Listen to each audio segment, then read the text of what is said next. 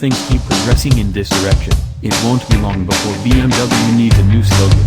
The ultimate driving machine only makes sense when the ultimate vehicular achievement is a car tailored solely for driving enjoyment. These days, BMW is just as focused as any other automaker on building cars packed with technology to take control away from the driver, putting it into the hands of high-tech computers, sensors, and software code.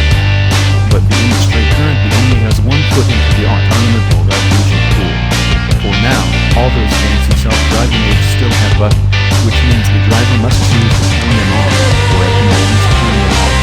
The challenge for car companies, then, is to be at the forefront of technological advancement while still building cars that appeal to driving enthusiasts.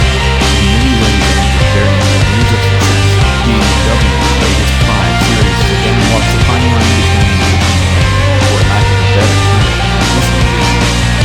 BMW didn't make its 7th generation 5 Series any larger than the model it replaces.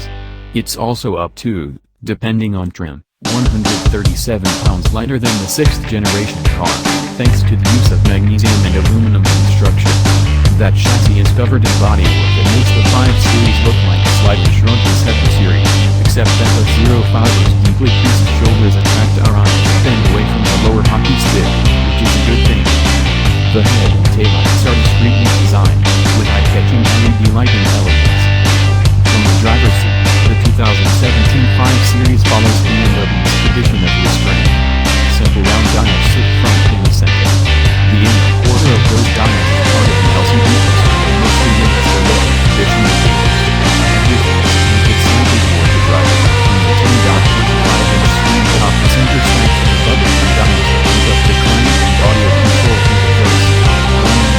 All those buttons and dials are tiny and difficult to distinguish with a quick glance. Of course, the latest version of iDriving is anything that physical button can also be done using the car's electronic interface.